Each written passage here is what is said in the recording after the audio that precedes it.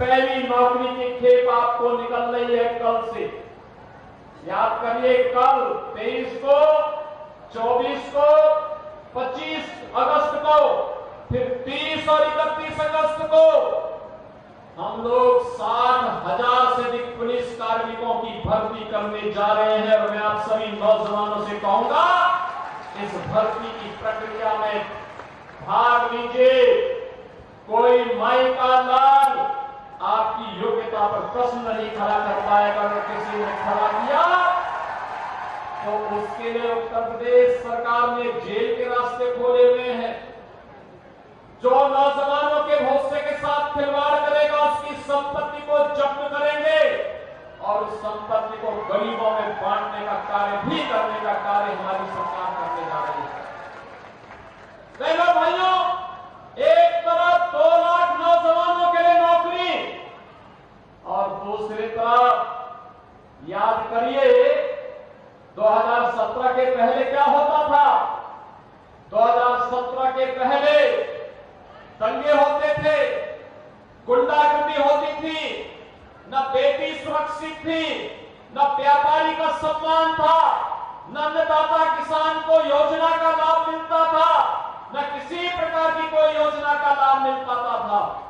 आज तो मैं कह सकता हूं, जब मैं आपके पास आया हूं तो आज मैं घोषणा करने की स्थिति में हूं कि बेटी भी सुरक्षित रहेगी, व्यापारी का सम्मान भी होगा, अन्नदाता किसान को सिर माथे पर बिठा करके उसको शासन की योजना का लाभ भी मिलेगा और मोराना चीनी मिल को सुंदरीकरण विस्तारीकरण की योजना के साथ जोड़ने के लिए, आपको आश्वस्त करने के लिए भी आज मैं आपके पास आया हूं।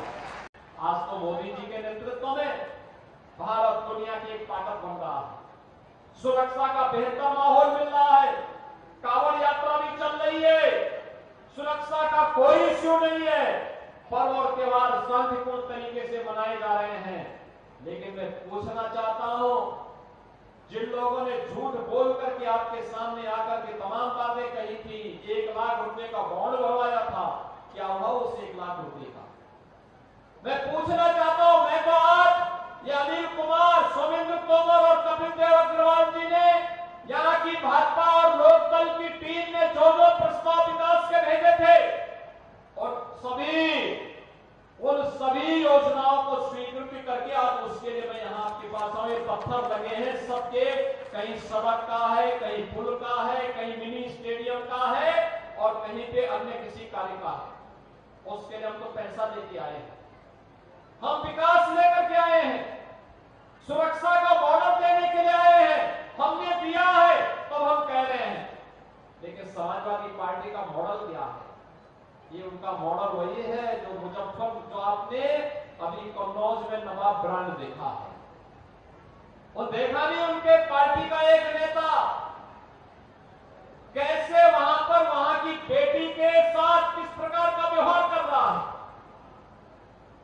कैसे वहां उनकी पार्टी का नेता मोइन खान अयोध्या में एक निषाद बेटी के साथ किस प्रकार का व्यवहार करता है और कैसे इनके द्वारा लखनऊ में, इनके नेताओं के द्वारा लखनऊ में एक बेटी के साथ दुर्व्यवहार करने का दुस्साहस किया जाता है और जब उस पर कार्रवाई होती है तो समाजवादी पार्टी के मुखिया बड़ी बेशर्मी के साथ उन दुष्कर्मियों के साथ खड़े होते हुए दिखाई देते हैं। बहनों और भाइयों, जो समाज अपनी बेटी और अपनी बहनों की रक्षा नहीं कर सकता उसका कोई भविष्य नहीं होता है और इसीलिए तो हम लोग आए हैं। बेटी भी सुरक्षित रहेगी और व्यापारी का सम्मान भी होगा, कोई उस पर आंच नहीं आने दी जाएगी, कोई आंच नहीं आने दी जाएगी। और मैंने जो पहले भी कहा था कि बेटी की सुरक्षा के साथ कोई खिलवाड़ करेगा तो अगले चौराहे पर उसका इंतजार कोई यमराज ही कर रहा होगा, उसके अलावा कोई उसका दूसरा चारा नहीं होगा।